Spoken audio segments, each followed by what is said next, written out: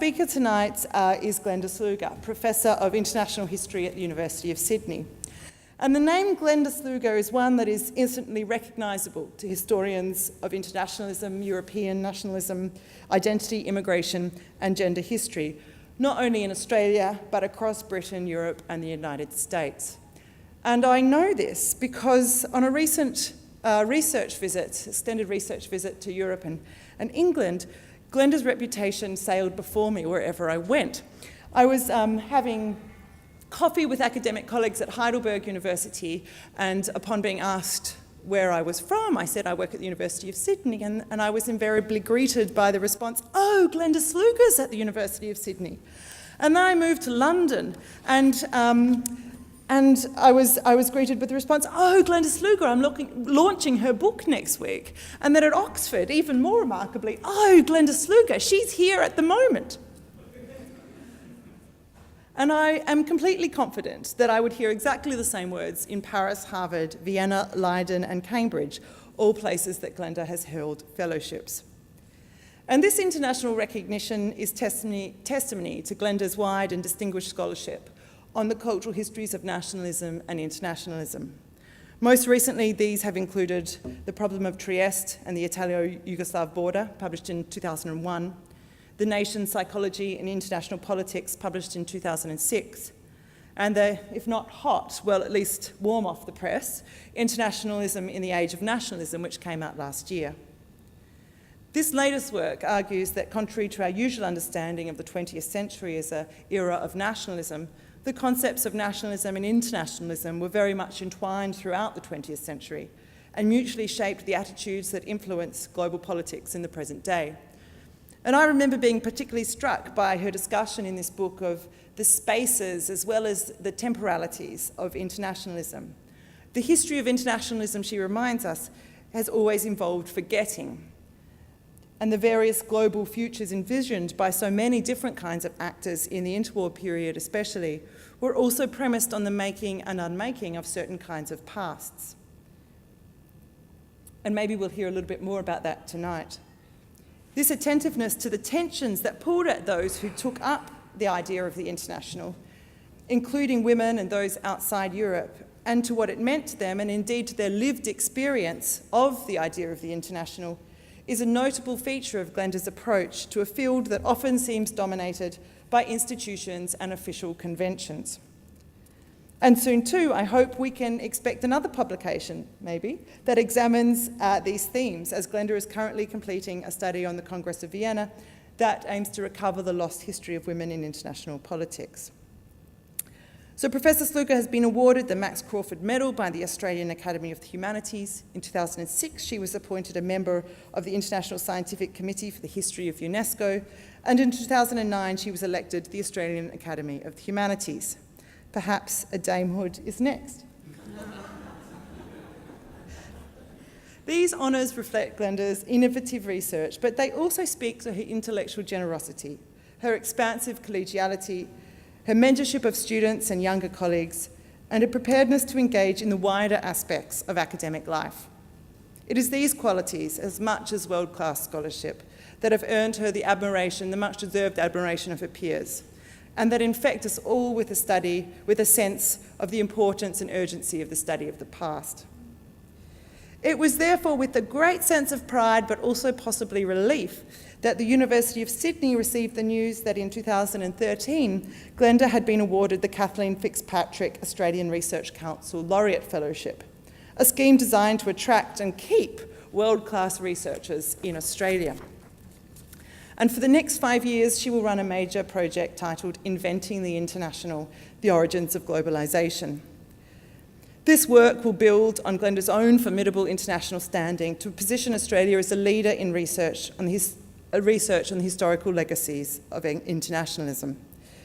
Approaching this subject from the perspective of people and ideas, it aims to provide a new kind of history of the intersection of politics and economics in the making of the modern global world. In tonight's lecture, titled Nationalism, Internationalism and the Legacies of the First World War, Glenda will draw on this extensive body of work to examine the question that occupied so many in 1919. In the face of so much destruction and brutal loss of life, What lessons could be drawn from the conflict?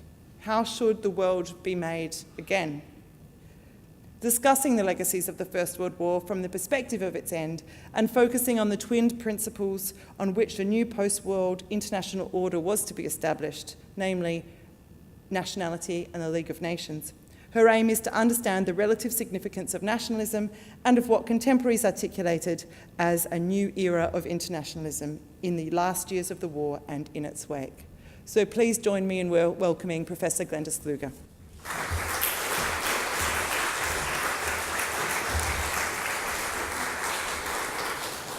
I got very comfortable listening to that. Thank you very much, it was very generous. And thanks also to Associate Professor Julia Horn for inviting me to give this keynote, and to Women's College for hosting this lecture. It's so lovely to be here.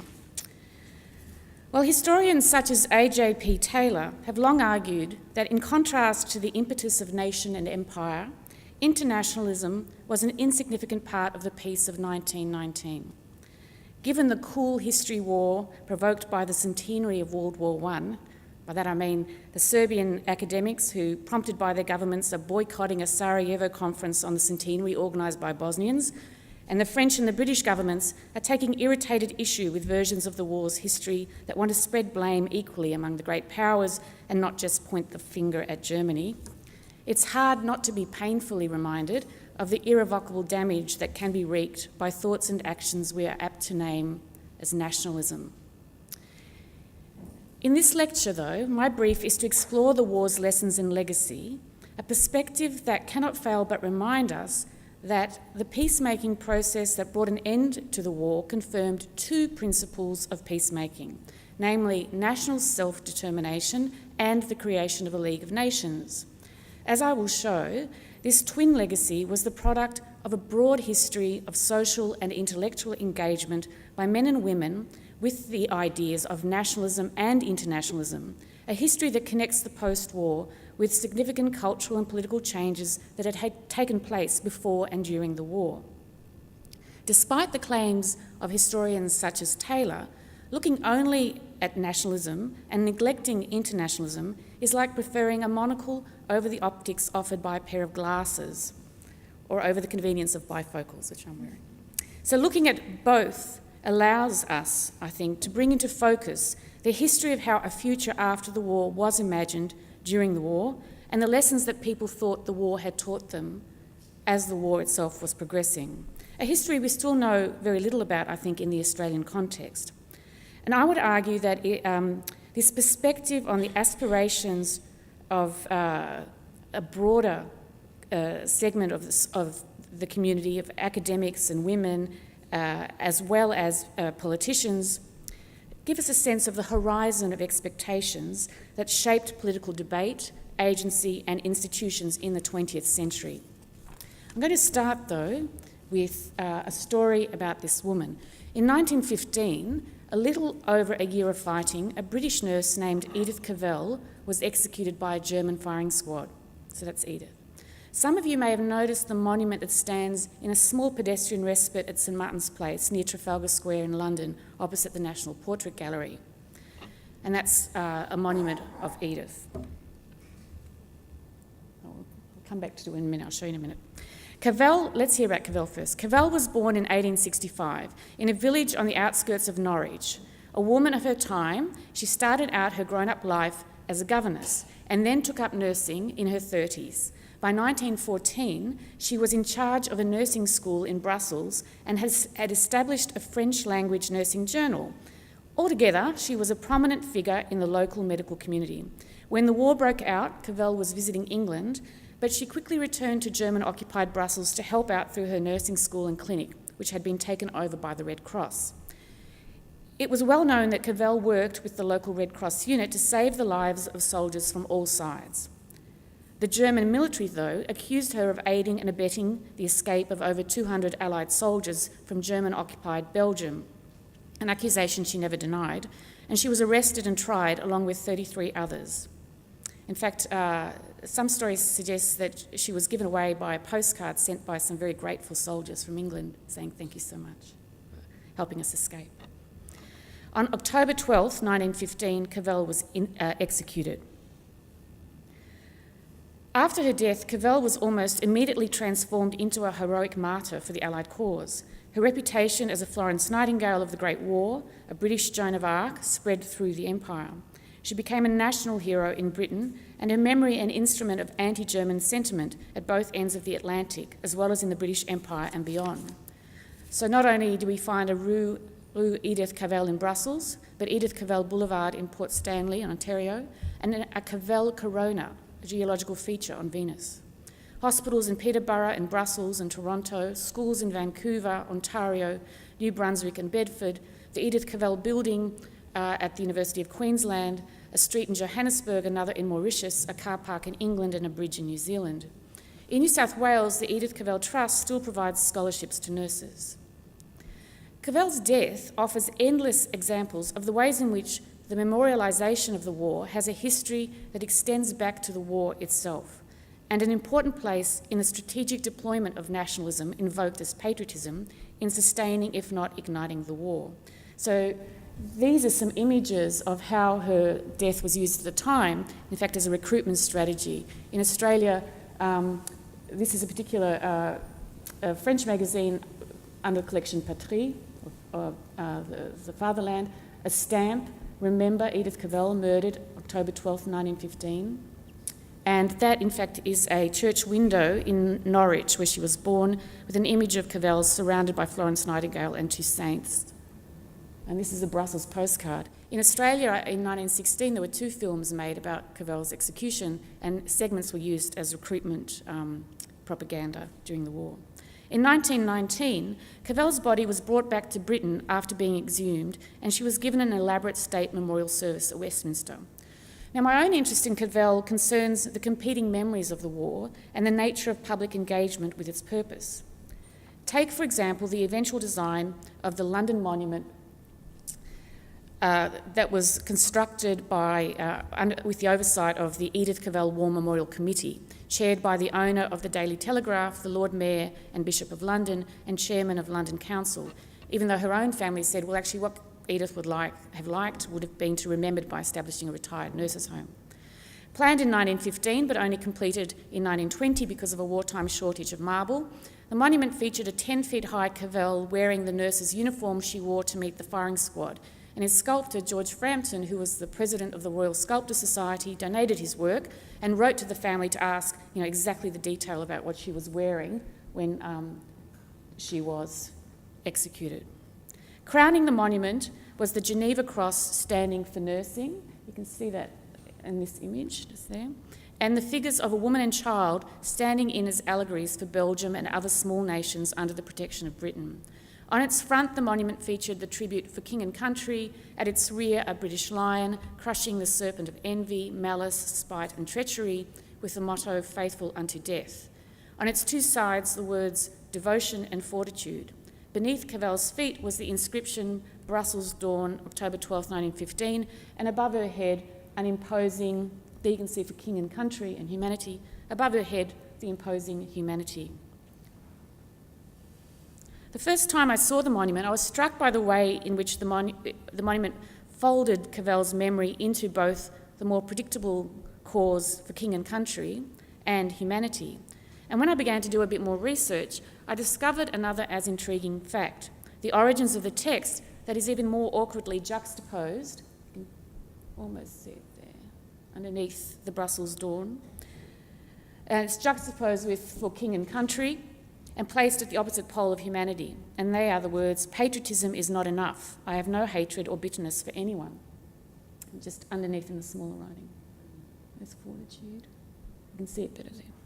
The words were added 4 years after the monument was erected in 1924 at the behest of the National Council of Women of Great Britain and Ireland and approved by the British Prime Minister Ramsay MacDonald. These were alleged to be Cavell's last words, uttered to her Anglican chaplain the night before facing the firing squad. The additional text was not uncontroversial. It prompted the suggestion that the sentence should have inverted commas. After all, what proof was there that she had really said this? And was it derogatory of the other patriotic sentiments chosen in 1915 and which echoed through the other British memorialisations? The debate continued into the 1920s and 1930s, As late as 1937, Cavell made reappearances in her new guise, pointing to a different view of the war and its underpinnings. In Virginia Woolf's The Years, two characters, Eleanor and Peggy, are in a taxi, and the narrative goes like this. The taxi stopped dead under a statue. The lights shone on its cadaverous pallor. Always reminds me of an advertisement of sanitary towels, said Peggy, glancing at the figure of a woman in nurse's uniform holding out her hand. Eleanor was shocked for a moment. The only fine thing that was said in the war, she said aloud, reading the words cut on the pedestal. Well, it didn't come to much, said Peggy sharply. The story of Cavell's monument and the cadences of her memorialisation lead us then into a number of historical directions. The defeatist tones of Woolf's use of Cavell's memory mirroring the darkness of the late 1930s, but also an earlier history that I want to argue reflects the more complex status of nationalism in the war and the 1920s. Cavell's monument and its memorialisation lead us to a history of the significance of internationalism profoundly entangled in the patriotic and imperial imperatives that historians have preferred to recognise. So unravelling the history of the relative status and relationship of the language of patriotism and humanity during the war could take us to different parts of the world and all kinds of actors, from Bolshevik revolutionaries to Quaker pacifists, Egyptian feminists or South Asian anti-colonialists. But this evening I want to focus more simply on the transatlantic and British imperial contexts.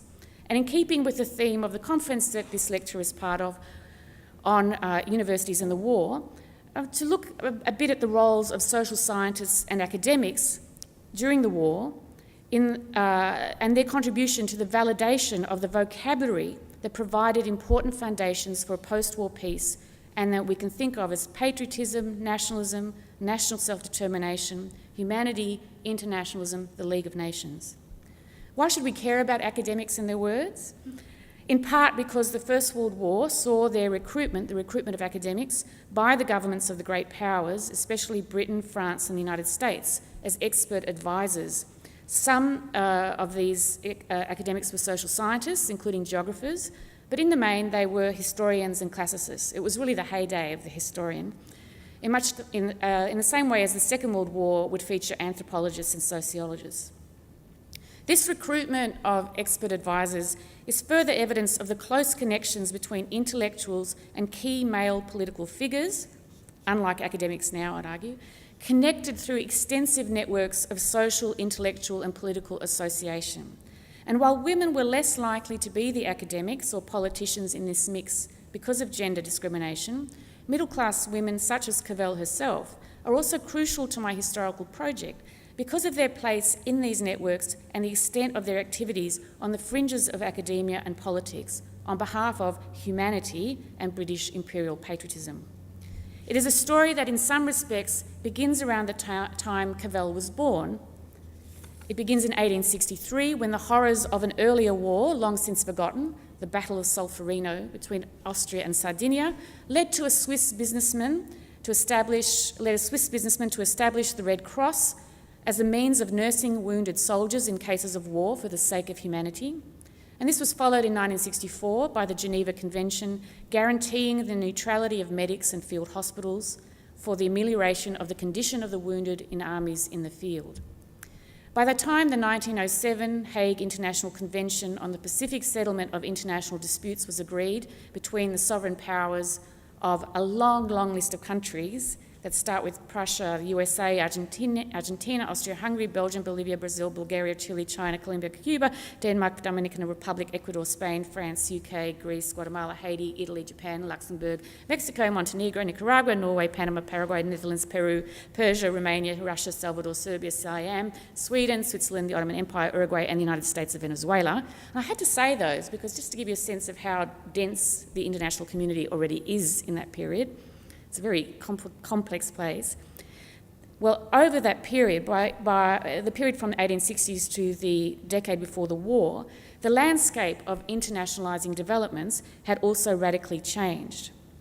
The 1907 International Convention, for example, on international disputes, was symptomatic of a more compelling international turn that took place in the decades before the First World War under the aegis of humanity, and for which the International Committee of the Red Cross and the Geneva Convention would become potent symbols.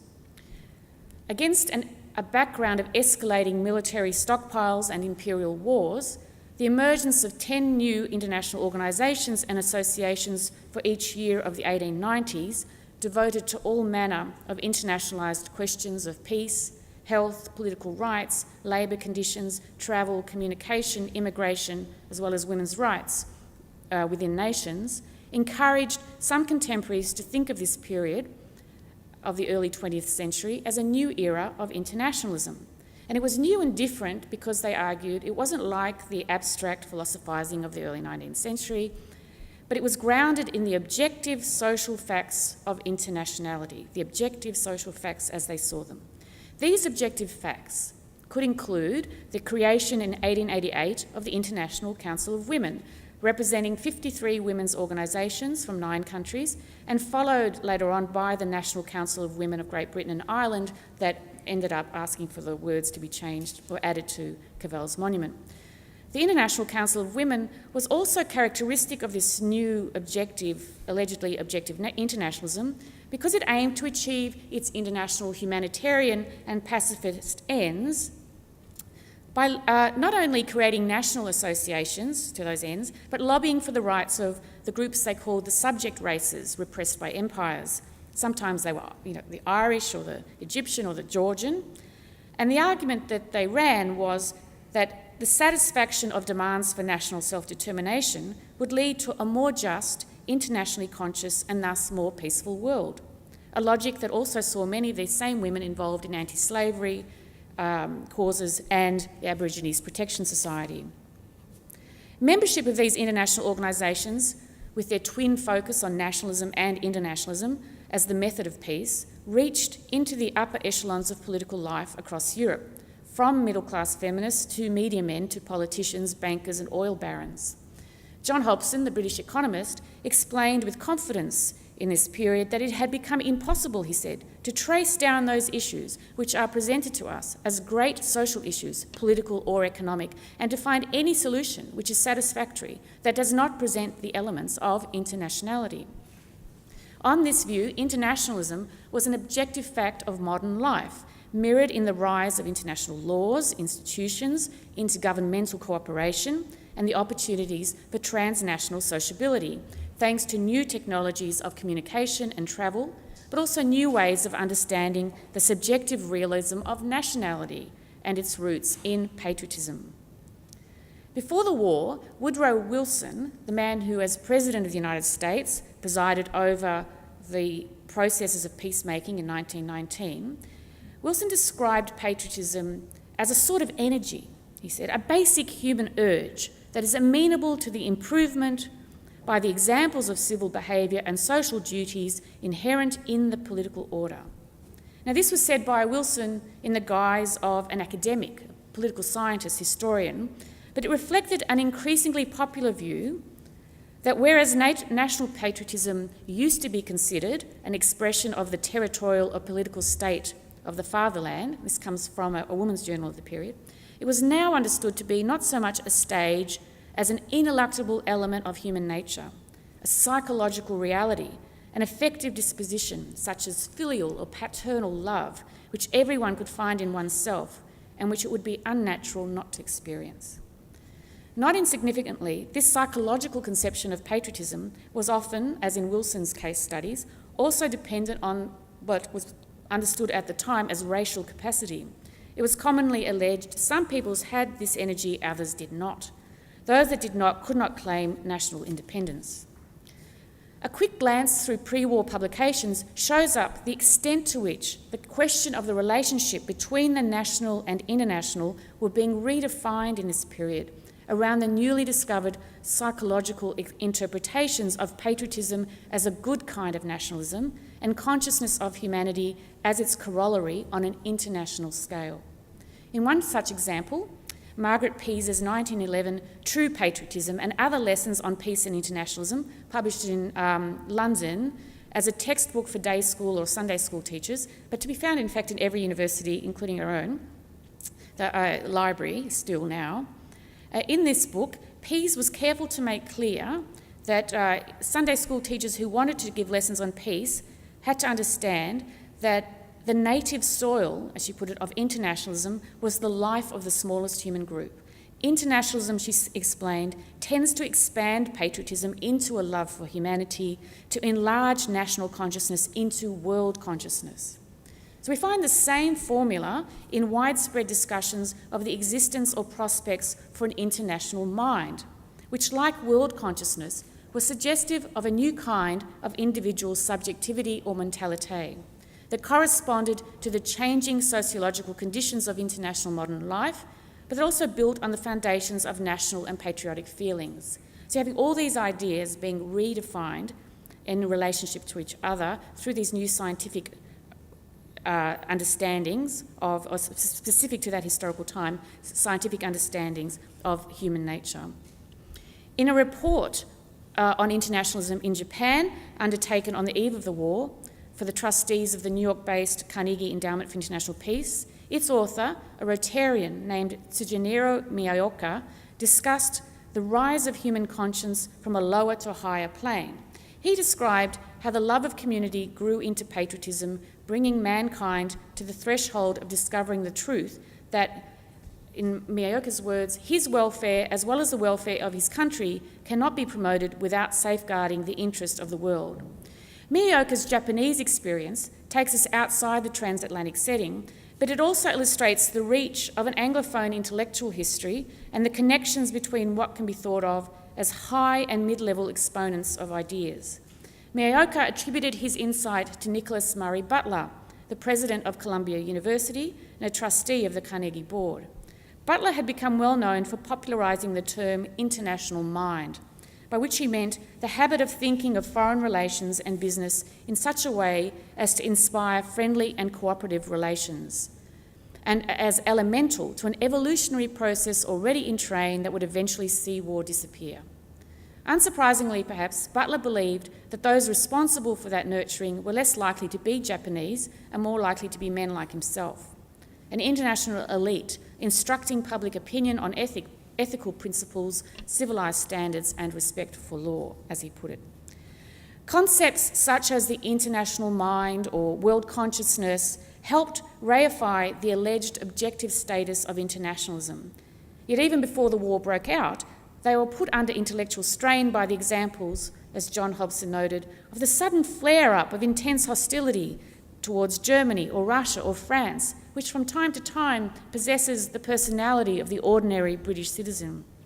Hobson's explanation for this phenomenon was neither that nationalism was inevitable, nor that the objective status of internationalism was questionable, but rather that there was a psychological disjuncture between the pace of objective internationalism and the slow-growing sentiments of common humanity, as he described them.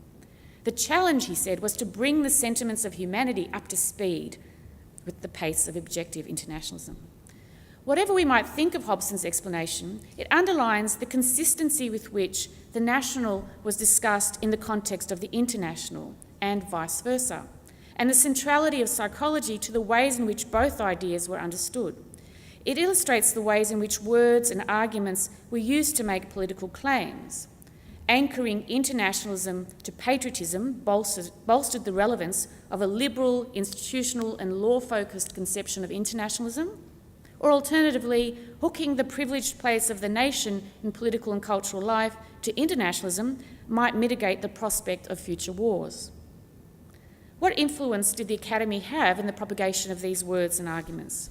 Well, it was under the rising star of psychology that many of these arguments were given their political respectability.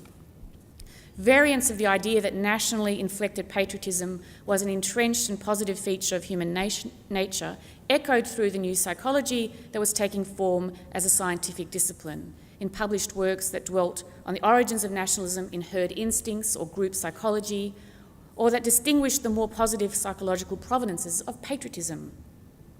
We should note that the range of psychological theories of instincts and of the unconscious and of world consciousness, for example, as well as of the wellsprings of nationalism in the pre-war period and during the war, that the range of those theories remind us of the scientific and political controversies in which both ideas were mired, rather than the objective status of either nationalism or internationalism, or of their psychological explanations. In 1913, a Michigan University-based psychologist, Walter Pillsbury, observed the phenomenon of American Greeks returning to Greece to fight during the Balkan Wars. This led him to launch an inquiry on the importance of race in shaping the national mind. But by the time he published his findings in 1919, the study was titled The Psychology of Nationality and Internationalism. Nationalism might have its origins in race identification, but faced with the question, how does Europe avoid a future war, Pillsbury argued, quote, that supranationality would always exist as a concentric circle of world consciousness, shadowing local and national consciousness. The problem was how to crystallise the broader sympathies now wasted in more or less vague sentimentalism. Once supranational institutions were created, he suggested, international subjectivity would follow as a result of the social adaptation of instincts and habits.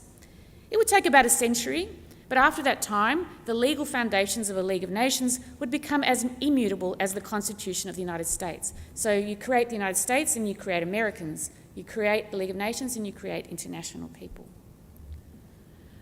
George Mead, the well-known American social psychologist who had trained at Harvard, worked at Michigan and most famously was associated with Chicago University, offers us further evidence of how politics was embedded in the wartime discussion of the psychological origins of nationalism and internationalism.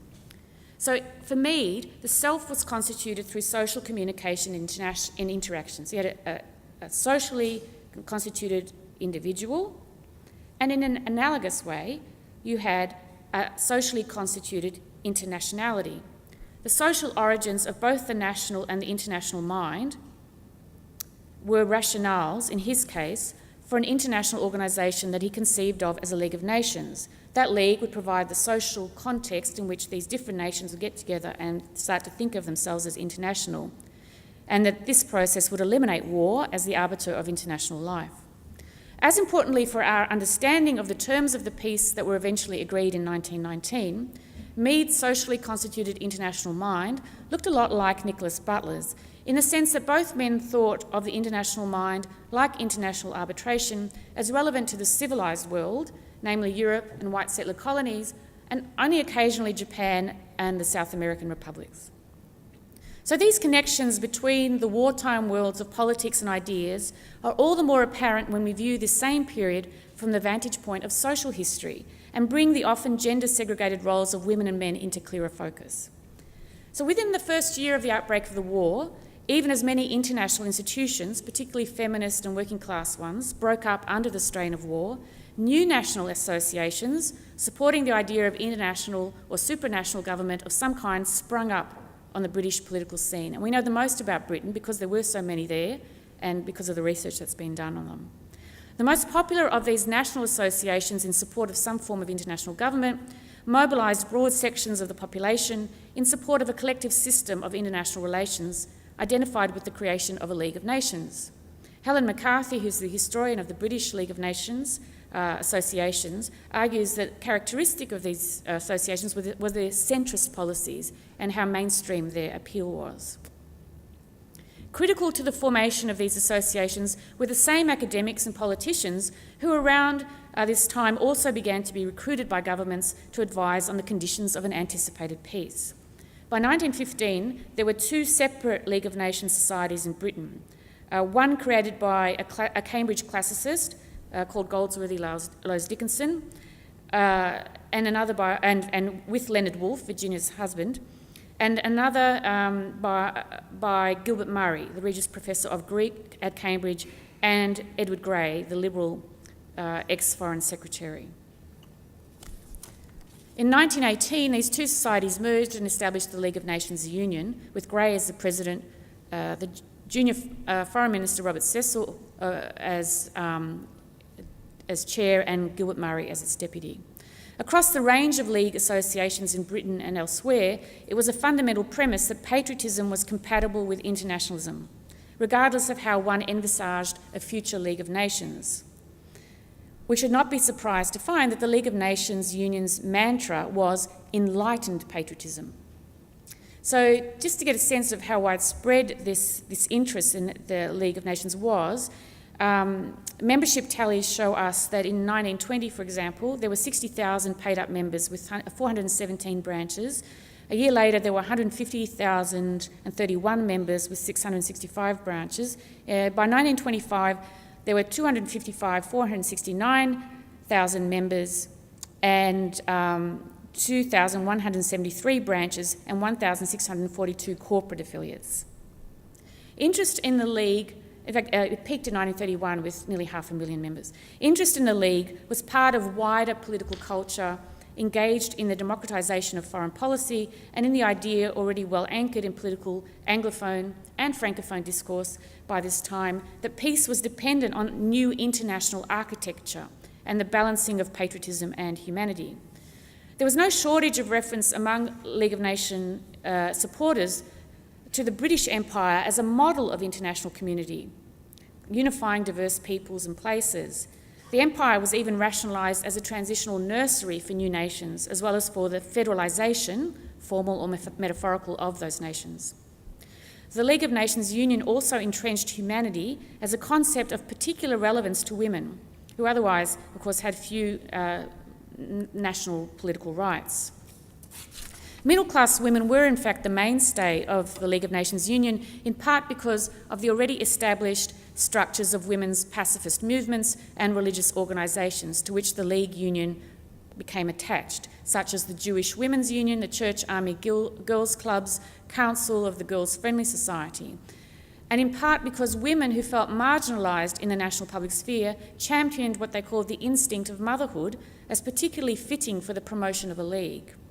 So in her very extensive study, McCarthy found that many women active in the League of Nations movement appeared willing to accept that their natural arena for action lay in the League's humanitarian and auxiliary work. By seeking to mother the world, female League supporters pressed into service the ideology of social maternalism, which had accompanied the philanthropic and social reform work of middle-class women in the Victorian and Edwardian eras. In the case of the League of Nations Union, women ran study circles, public meetings, staged theatre pageants, garden parties, wrote letters to MPs. And the League actually took as its symbol a Madonna-style figure with a star suspended like a halo over her modest headdress. And she appears in cartoons of the period.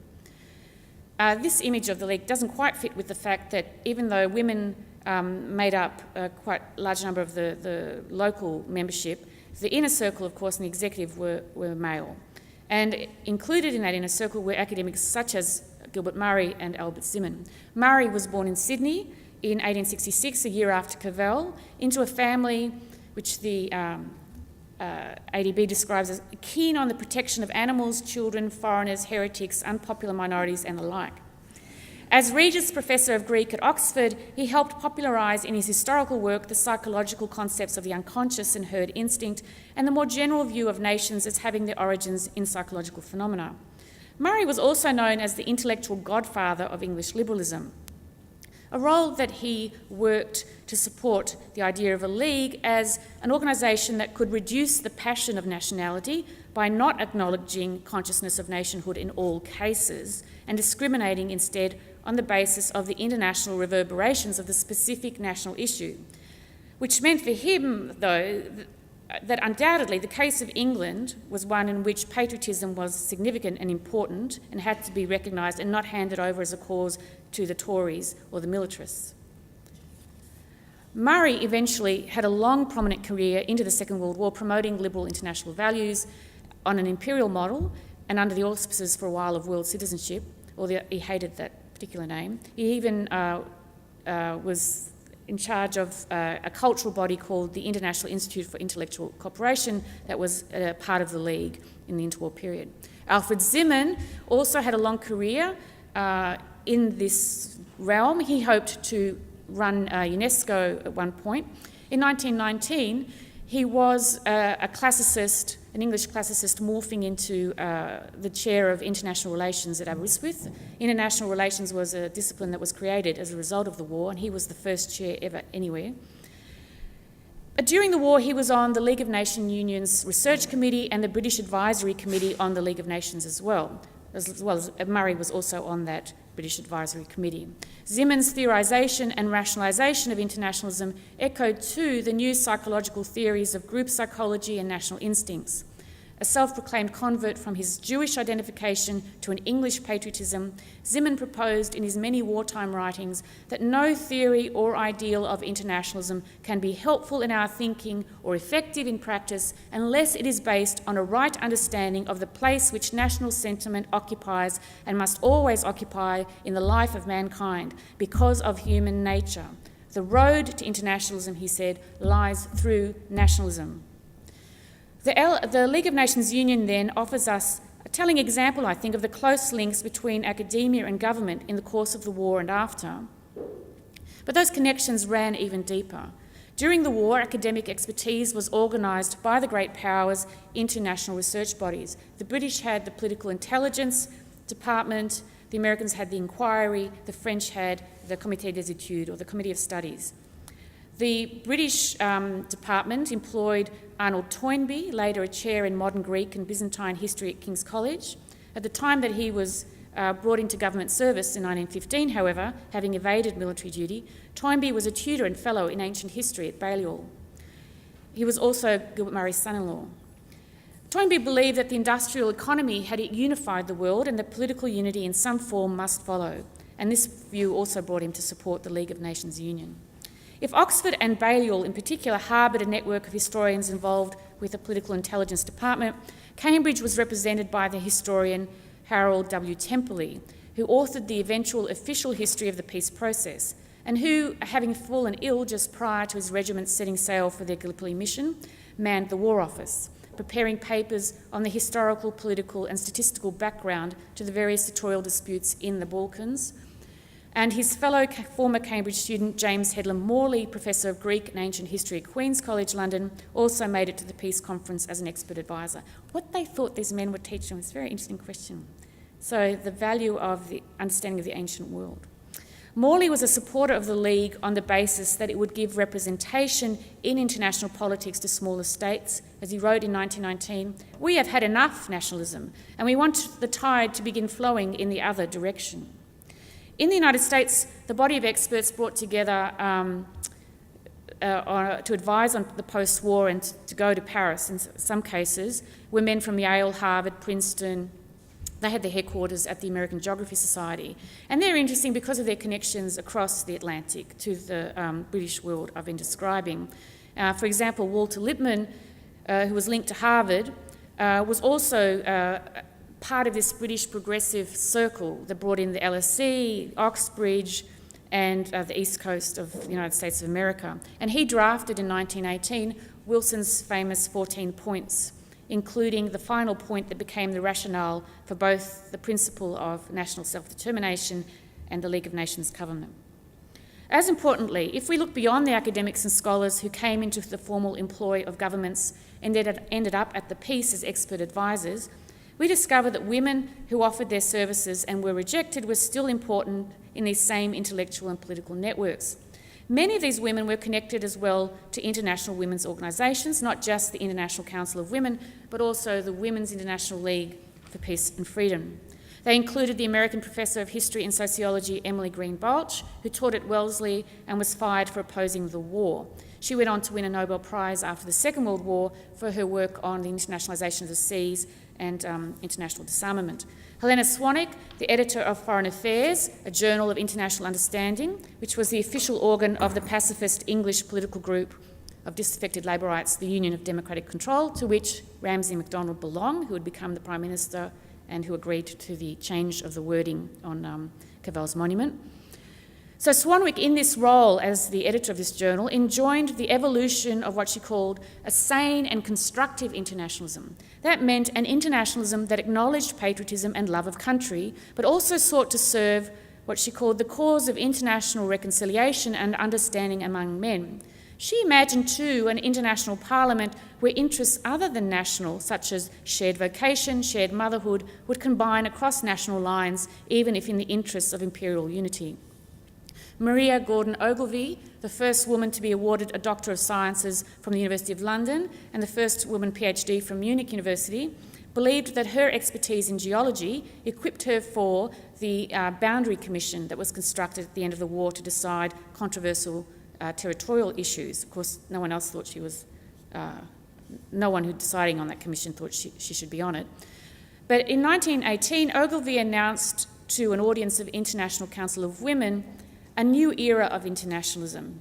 She said, you know, in the future, historians will look back and say this was a new era of internationalism, based on the promise of this League of Nations. In 1919, she formed the Council for the Representation of Women in the League of Nations, and in 1924, she was a member of the Council of Women that saw fit to restore Cavell's own words to her monument. By the end of the First World War, then, the picture we have is not of a popular baying for blood on the one hand and the US President Woodrow Wilson bringing the enlightened message of the benefits of a league on the other to the European continent, as some historians would have us believe. Rather, the war was the crucible in which varieties of nationalism and internationalism became important to how the world after the war was imagined.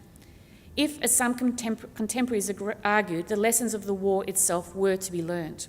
When and where there was public engagement with these ideas, it occurred through league societies, especially towards the end of the war and after, and in the context of a public sphere littered with the progressive claims of international mindedness, of the psychological indelibility of patriotism, and of a new era of real or objective internationalism.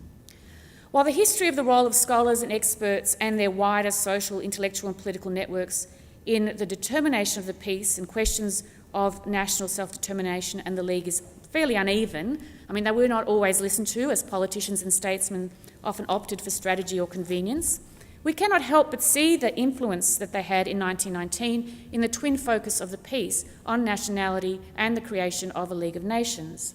That influence is as evident in the difficulty that they had in agreeing on territorial boundaries, given the intangibility of their psychological criteria, in the determination of a new international system of mandates.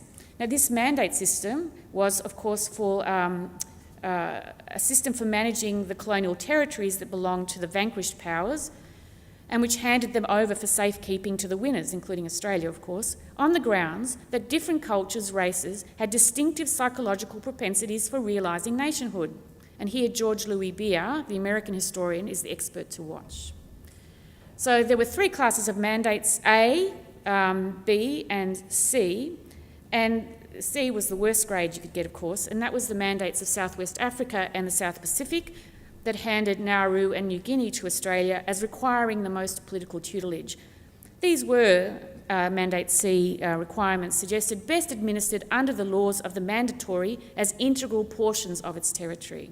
It's actually part of the territory, not as some international territory. In other words, on the imperial and race templates of pre-war and wartime discussions of national psychology, national self-determination was to be applied only to certain parts of the world, not to colonial areas or the new mandate areas, which were told they had to wait until they were psychologically and politically mature enough. When it came to the actual League of Nations that was established on the terms of the covenant drafted at the peace, it wasn't exactly what everybody expected. The British advisor Temperley's 6-volume history of the peace makes clear that the range of submissions that were put to the committee drafting the covenant and that were successively rejected were actually quite broad.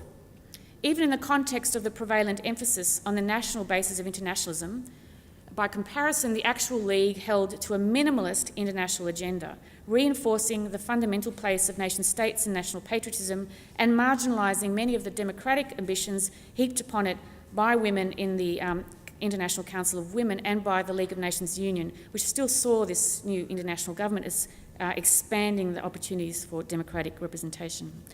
Those limitations were evident too in the complaints that women such as Alice Henry, an American epidemiologist and feminist, who within a few years of the League's creation wrote to her sister complaining about the ways in which the limitations of the new League had betrayed the hopes of women. Hamilton was as annoyed by the unperturbed optimism of her close friend, the psychologist George Herbert Mead, who remained, she said, a fanatical adherent of the League.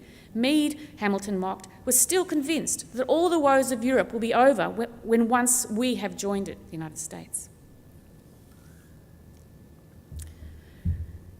So the different sources of complaint at the League's expression of a minimalist and at times cynical internationalism, Henry's disillusionment, like the later efforts of the National Council of Women to restore the words patriotism is not enough to Cavell's memory, are a reminder of the extent to which contemporaries associated the new era of internationalism with political progress, only sometimes invested in the institutional detail of world federalism or a world state that would actually come into favour in the 1940s. So this sketch of the wartime intellectual and political landscape in Britain helps us situate the Cavell who uttered the words patriotism is not enough, the communities of people and ideas that influenced the inclusion of humanity on the monument alongside For King and Country, where humanity both implied the work of Cavell as a woman and nurse and the compatibility of the cause of humanity and British imperial patriotism, as well as the imperatives that drove the creation of the League of Nations Union and support for a post-war league in combination with the significance of national self-determination. It also leads us to the question of the post-war and the social and intellectual circumstances under which Cavell's memory was reinscribed in the formula, patriotism is not enough. Now, in this respect, there is more evidence that we have of the Australian situation, and in particular of the role of the League of Nations Union here, where branches were finally established in the post-war, in 1921 in New South Wales, and 1925 on the campus of the University of Sydney. In 1926 in Tasmania by a philanthropist, Emily Dobson, who was a member of the International Council of Women. Nicholas Brown and other historians have shown that on the Australian East Coast, post-war League supporters, like their British counterparts, worked through local networks, always capitalising on the momentum of the sociability within their reach. These networks were as likely to traverse membership of the English-speaking union, the Student Christian Movement, the Town Planning Association and the Racial Hygiene Association. They all came together and engaged with this idea of the League of Nations Union. They ran membership campaigns, gave out badges, encouraged international pen friends, organised car treasure hunts and international balls, sponsored singing, set off fireworks, or sent members to the Brussels World Peace Congress. They also targeted a younger generation through schools.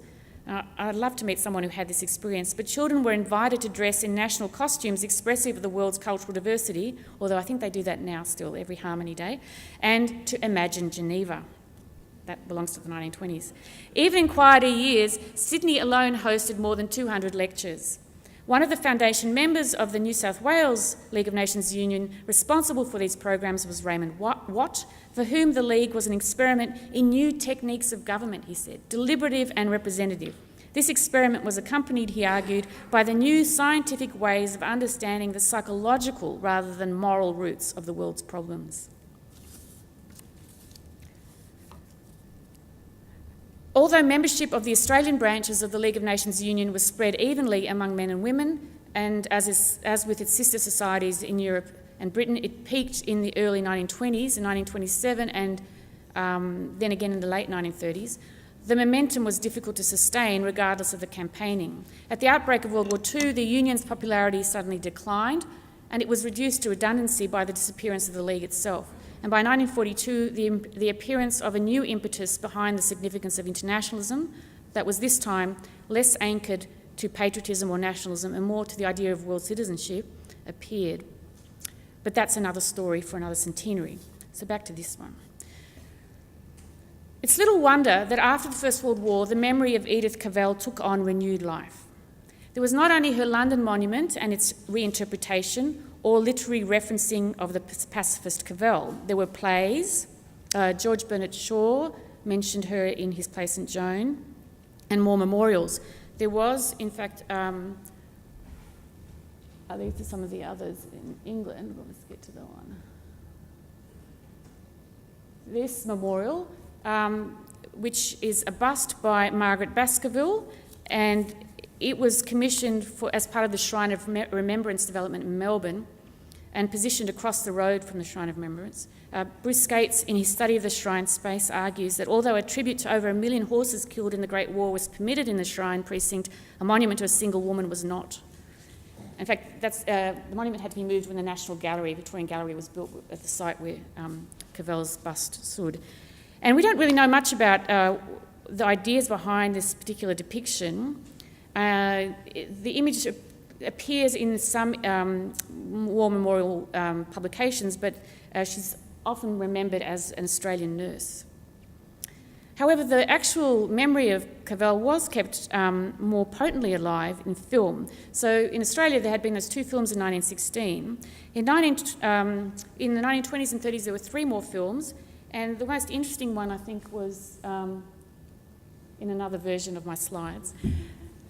It was Yeah, it's not the other one, though. That's the 30s, Anne and Eagle. There's one that was made in 1928, the second of the 3, and it was written by a man born in Britain, raised in Fiji and New Zealand, who was an infantry captain during the war and trained as a lawyer, and who worked for the League of Nations Union from 1919 as Director of Propaganda, and then got a job in the League of Nations Secretariat for a short while. The film was controversial because of the message that Brinkley, the author, tried to bring across in the script. And that was that Cavell stood for what he called the higher service of humanity, while Germany represented the state. And Cavell was important because she put the higher service of humanity above the state. And it was also controversial because there was a scene in the film, which people argued wasn't true to the facts, where the one member of the German firing squad refused to fire. They don't want to kill Edith Cavell. And the German commanding officer then shoots that German soldier before shooting Cavell.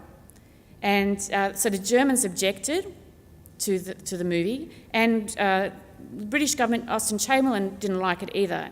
The British censorship board for a while tried to prevent it being screened, and it began to kind of have a life of its own at a municipal level. So it's a very interesting kind of manifestation of these tensions in the story of Cavell and what she's supposed to stand for. In 2015, Cavell will be remembered once again if the people at edithcavell.org.uk have their way for her words, "Patriotism is not enough," which will be the slogan for the 2015 centenary memorial of her death. So what should we remember about the war? I've tried to argue that the war's legacy was as much about internationalism as nationalism, about humanity as patriotism, about the agency, for better or worse, of women intellectuals and political activists as much as men. There is no doubt that during the war, as before, the translation of internationalism into political objectives marked the simultaneous ascent of the principle of nationality. It is also true that the entangled status and significance of these ideas provoked questions about the limits of national sovereignty and the expanses of international society. Looking back on the war, John Hobson would recall the talk of a new world order fixated on the significance of a supranational sovereignty. Indeed, the discussions that took place in print, in public meeting rooms and in correspondence held both themes in constant, even precarious tension. The state as the political form that protected nations, and political super-sovereignty as a necessary dimension of a viable and modern international community and gesture towards humanity. So the point I've been trying to make is not that internationalism was more important than nationalism as a legacy of the war, or separate from imperialism or racism, nor that it was less influential. Rather, that it is not possible to separate them out in the minds of contemporaries dealing with the effects of war and devoting themselves to the ways of ending war. It is a story that reminds us that the history of nationalism in the 20th century was mutually dependent on the significance of international institutions and responsibility to humanity. It reminds us of international political agents caught up in the political debates and campaigns of the war, including the International Red Cross, as well as the International Council of Women. It should remind us that humanity was invoked as an imperative for more international political coordination and sociability, and as a quality that was specific to non-national women, who by their nature could represent humanitarianism and internationalism, as well as nationalism and imperialism.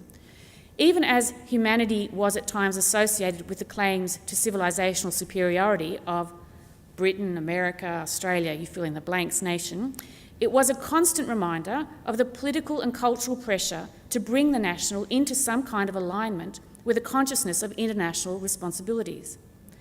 From the perspective of the intersecting histories of nationalism and internationalism, the war's legacy was the institutionalisation of an architecture of internationalism that helped imagine a different future.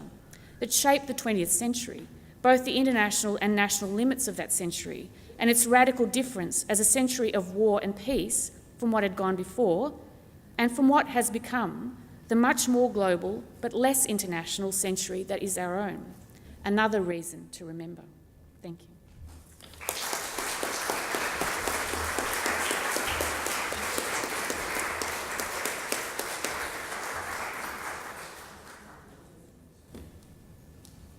Hello. Thank you very much, Glenda. That was a really remarkable, and I think it took us into the complexity of this issue and the way it takes up people's affective connections of all kinds. And we're asked to kind of enter into the centre of a world that many people attempted to occupy. So we're turning now to the moment when you get to ask questions, and there's a roving microphone. I'm wondering if there are any burning ones in the audience. Jeffrey Sherrington. You have to hold the microphone very close to your mouth. Pretend it's an ice cream. Thanks, Glenda. It throws a lot of light on someone, and I've always been fascinated by. If I could use this example to illuminate some of your earlier issues about internationalism. That is Lord James Bryce. Oh, right. Imperialist, but of independent dominions. The notion that, therefore, in that sense, committed to the British Empire, but also seeing himself as an internationalist. I mean, he regarded himself as the first world citizen. So he'd walked on every continent, climbed every mountain, etc. And seeing himself, of course, as part of the pre-war international peace movement. Yet, within 1 year of the war, fails on 3 counts. Belgian refugees, can't do anything about them, acting alone, correspondence to others, doesn't get anywhere. Secondly, conscientious objectors who start knocking on his door and saying, aren't you an internationalist, can't you help us? And thirdly, and most importantly, the Armenians, whom he'd spoken up for from the 1870s in their search for autonomy, and in the end, nothing. He couldn't do anything, couldn't explain to people what was happening. So I suppose my question is this an indication of the failure of old internationalism in the sense of right-thinking individuals, possibly in voluntarist organisation in the civic sphere, to be replaced, as I think what you're suggesting, the notion of political and social movement that must involve the state and must involve the intersection between nationalism and internationalism. Bryce, by the way, virtually didn't say anything about internationalism after the war, but he did turn his attention more to the possible liberal democracy and the rise of the Labor Party might solve it all. Mm.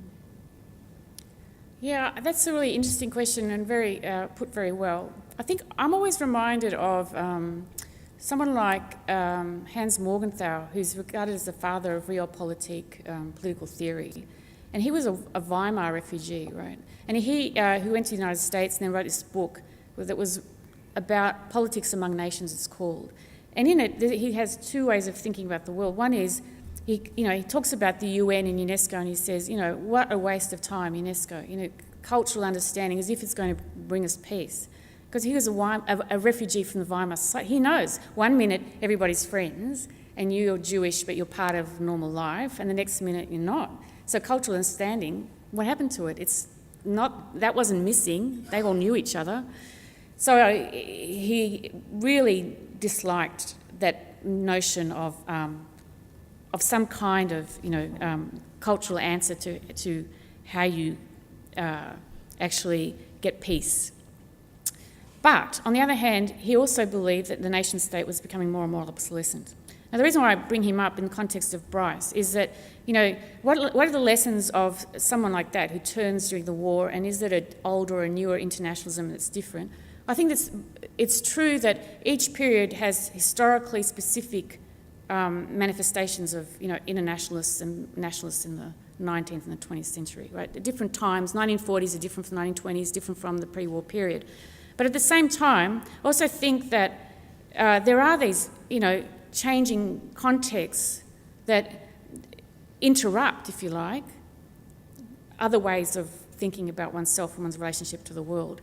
And it may be that Bryce is an example of an interruption, but on the other hand, what is different about the 20th century is the extent, from the late 19th century on, is the extent of these social organisations. And there is a view in the literature that in the 20th century, the reason why internationalism is so important is because of the strength. It's much more important at a social level. It's the politicians always trying to keep up. But I'm not sure if that's also true, because in the 1940s, the reason why internationalism is so important is because the US, at the moment where it's trying to get public support for entry into the war, is spreading the idea of United Nations, not as necessarily as a form of international government, but this idea of community. And that tag word becomes very important, and it's part of what builds people's support at a social level for these new United Nations associations and for the idea of some kind of change after the war. So that interaction is really important. So it's true that it's different in the 20th century because of the extent of the capacity to organise and associate and the interest in that. And that's what makes the 21st century so different from the 20th in terms of interest in the United Nations, who joins the United Nations associations. There is a world citizenship movement. There are people who belong to it. They often go to the talks at the Australian Institute for International Affairs. Some of you here might be here. So there is a movement. It's very small. It's nothing like the 20th century manifestations of these associations. There's a University United Nations Association, I think. I don't know how well you do if you're here. So yes, that's what makes a difference. But it's also true, I think, that there is, war changes things. But it also then provokes a response to those changes.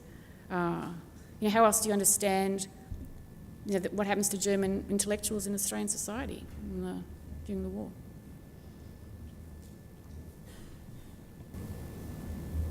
Any hands?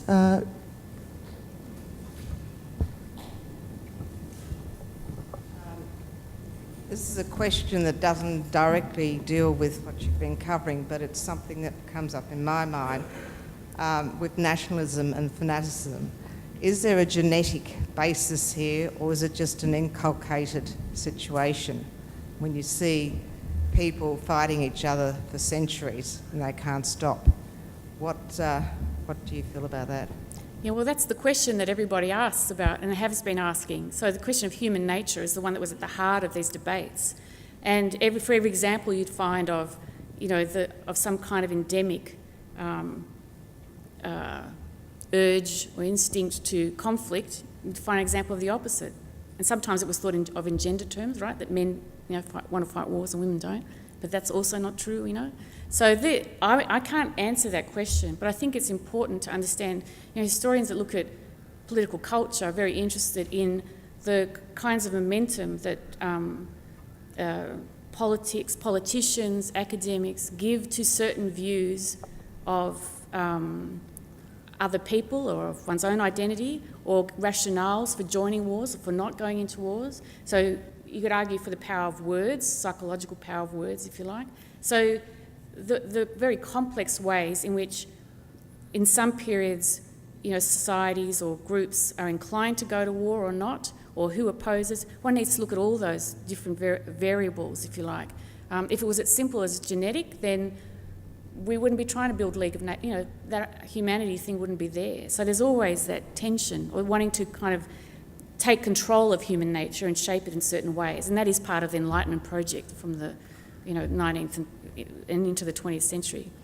I don't know if there is a project now. That's my interest. Do people think, we just are what we are and keep going, or are we trying to change ourselves? I don't think that debate's around as much in terms of national and international. That's what's interesting about the present. There was a hand.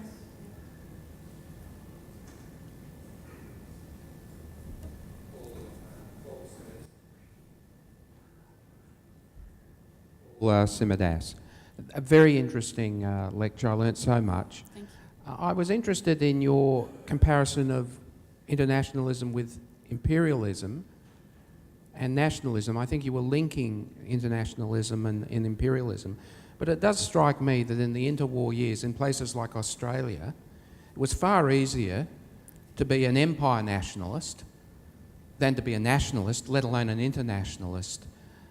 It seems to me after the First World War, there's the persistence of empire, inherently denying nationalism, yet the British government could espouse internationalism in one venue and yet believe in empire. So obviously they're very complex issues, and one could hold juxtapositioned ideas simultaneously depending on the situation and the environment within which we are operating. Can you describe what was happening in Australia at this time and your comments on what I'm suggesting? Yeah, I wish I could describe. I mean, I think the point is to understand the spectrum of ideas and of the relationships, the ways in which they were articulated, those relationships. So, how far could you go towards kind of more internationalism, less nationalism, or more nationalism, more internationalism, and where most of the discussion was. But in the Australian case, what's interesting is how little we know, partly because it's only quite recently that historians have started to ask the question, where's the international in the national and the imperial? So it's that third part to that relationship that, more and more historians are drawing attention. But I'm not an historian of Australia in particular, and there may be others here, but I've had discussions with Australian historians, and I think it is an area, and so Tamsin's work coming from a British imperial context is trying to throw more light on these questions, but it is a really important and interesting aspect of what's happening now in historiography, and more and more study of. I've got a student looking at the League of Nations Society at the University of Sydney, for example, to see who belonged and how, what they thought they were doing, what they were trying to do. There's a lot that could be done, I think, in terms of those issues, but it's about looking for the internationalism when we've only been looking for the nationalism and the imperialism. And I'm as guilty, because I wrote a book about nationalism that was about the ways in which the rise of psychology of it as a discipline influenced how we thought of the national and nationalism as kind of internal to ourselves. We started to explain nationalism as a psychological phenomenon. And I didn't notice that most of those books were also talking about internationalism, because I was so focused on the national, because that's what everybody studied. So going back, I found that the international was there. So it's really a question of recovering. And often historical breakthroughs are sometimes about documents. We can find that text or letter somewhere in the archive. Sometimes it's about going back over texts and books we've read before and seeing what we haven't seen. And that's the case when if you're interested in women, it's often that, oh, here they are, how come we didn't notice them before? Or, in fact, the international and its significance as an idea in the 20th century. Yes. Julia.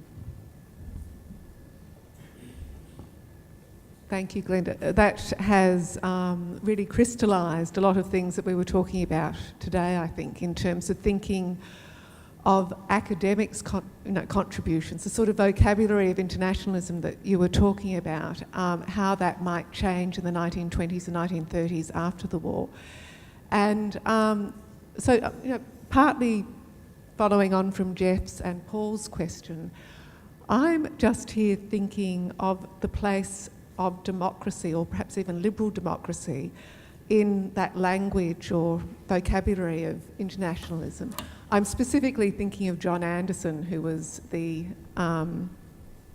Challis Professor of Philosophy at Sydney University, and who goes through different political is essentially an internationalist, I think you can say, in the 20s and 30s, and he goes through different political spectrums, and by the mid-30s is changing, is saying Stalinism's, all that's wrong, liberal democracy is what it's about. And he, as you were just answering to Paul, moves between critiquing nation and then critiquing, well, I don't know if he does critique internationalism, but he certainly uses political concepts to, I think, work out an internationalist position. So the question, to try and unravel all of that, is really to explore a bit, if you could perhaps unpack a bit more that vocabulary of internationalism and how it might change in the 20s and 30s. And all right.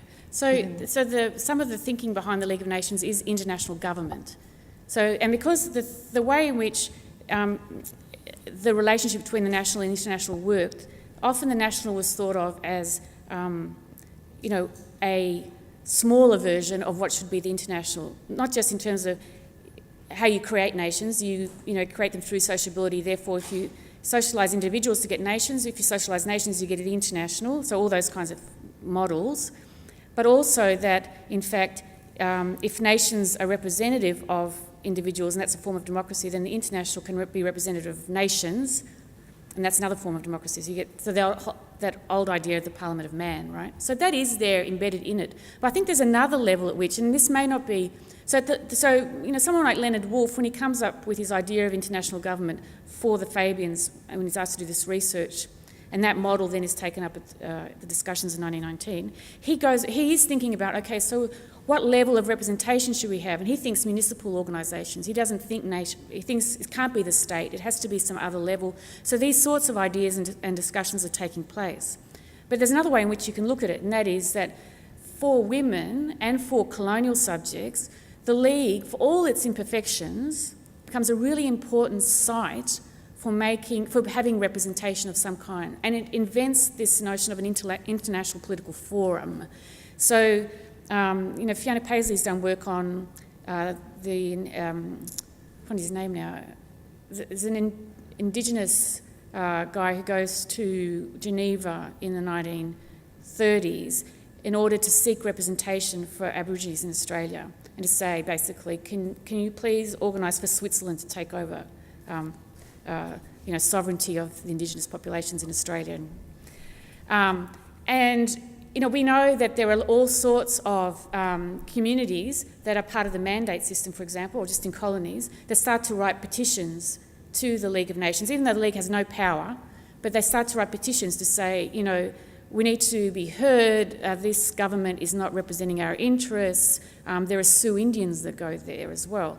So it turns into, regardless of what it was intended to be, it turns into this sort of space for making for claims to democracy, of some kind of representation, which isn't really the way in which it was thought of when people were thinking about it as being a form of international government. So you both have that intellectual history that's underexplored, and it would be interesting to find out if there are academics in Australia, for example, who are writing about international government in that period. There are definitely in the 1940s, we know, but in the wartime and the post-war, and what they're thinking, what the role of that would be. Why do you need international government to do what?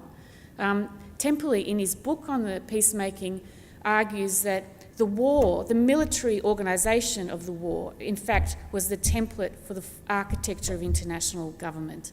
That those, the Allied committees that were formed to provide food and to coordinate military manoeuvres, etc., they were all examples of intergovernmental discussion and relationships that were providing the sort of norm for later. But that's a different idea of government. It's not about democracy, right? It is about a kind of architecture of organising the world, social planning, and so that's how you get later on. You get after the war, you get the World Health Organisation, but later on you get the Food and Agriculture Organisation. They're different visions of government, but it's a really good question, and it's one, again, if you wanted to draw up a map of what, the bits of the landscape that we don't have images for or borders for, then that would be one as well, democracy. And women as well as men.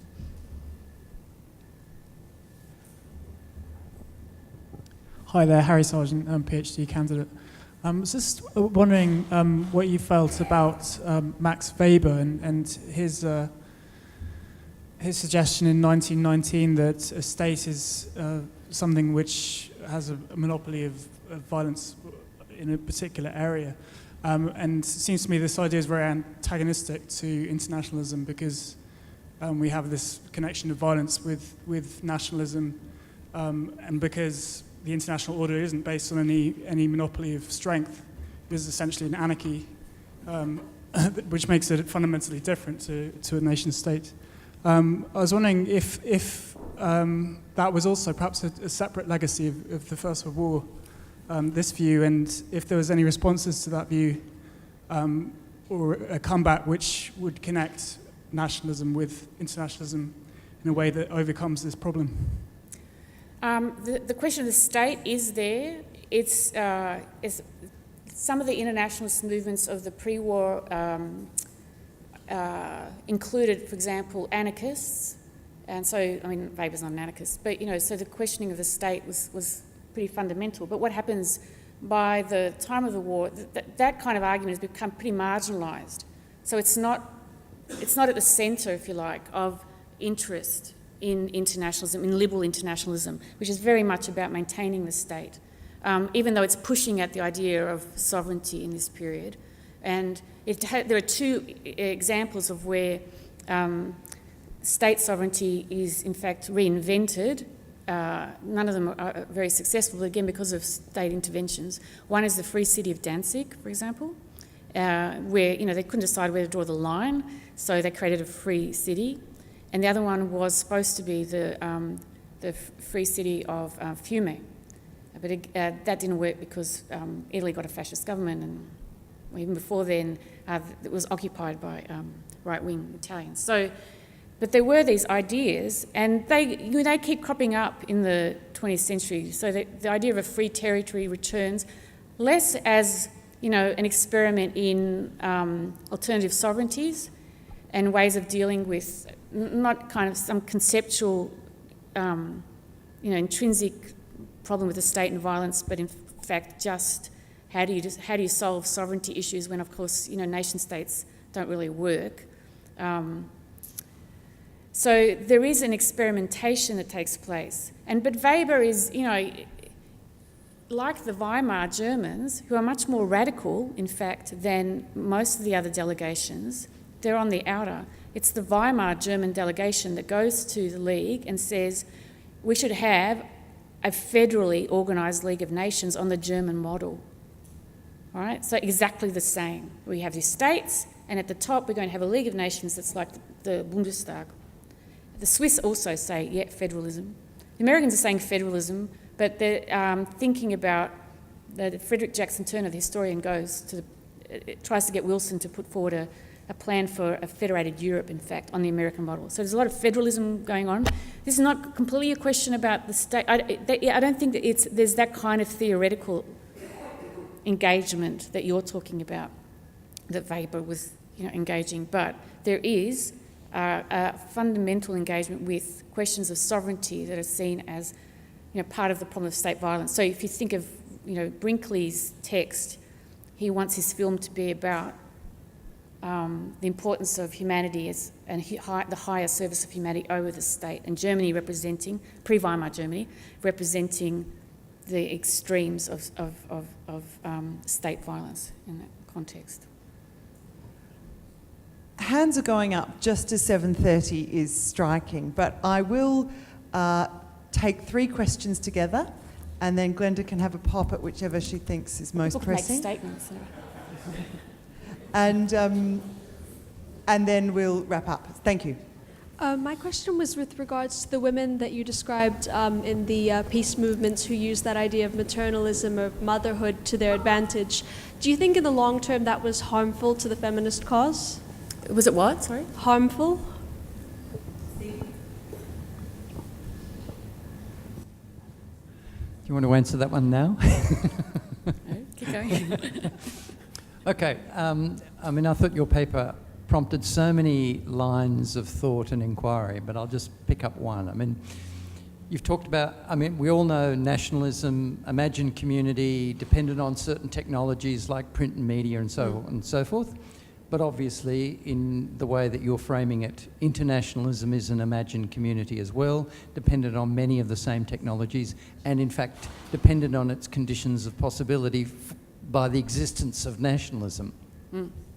That they're absolutely intertwined, which I gather, you know, is your argument. But the sort of thing that intrigues me in all this is the rise of the psychological conception of both nation and the international. And I'm going to do something odd here and have a return to the materialist moment and think about what are the conditions of possibility for that to happen. Because I think, listening to you, what came through was the ways in which you have to start thinking about the nation and other entities in a psychological sense because of the vast mobility of people in the second half of the 19th century and into the 20th century. That you have to start rethinking the nation not just as people living in a place, but people who are living all around the place. And that also prompts intellectuals, because there's so much intellectual mobility, some of the stuff that Tamsin picks up and lots of other people, is prompting the issue of how do we think through the world that is incredibly mobile and people are moving around all the time. So that mobility is a sort of materialist context in which thinking through you have to rethink the nation and rethink the international. And that's just a sort of a line of thought that your paper really prompted, and I found it a very fertile area of thinking about. Thank you. And there's one at the back. You can also, of course, rethink the ways people move, the technicalities of movement. That's right. Yes, indeed. Speaking of mobility, and I guess I'm conscious of my role of asking the last question here, so I'll try to draw everything together. But I really enjoyed your paper, and I also enjoyed, too, the mention of the Murray family.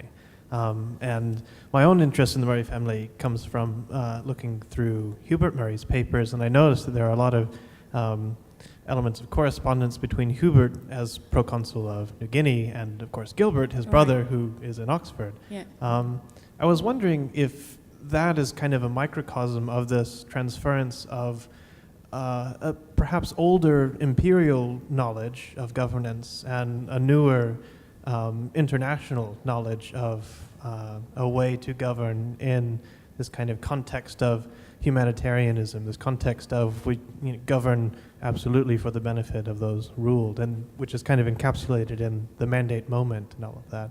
I'd be interested in hearing whether or not that actually goes all the way through Gilbert's thought in creating the mandates, or having a role in creating the language of the mandates, and any other reflections you might have about that very interesting personal relationship between the two.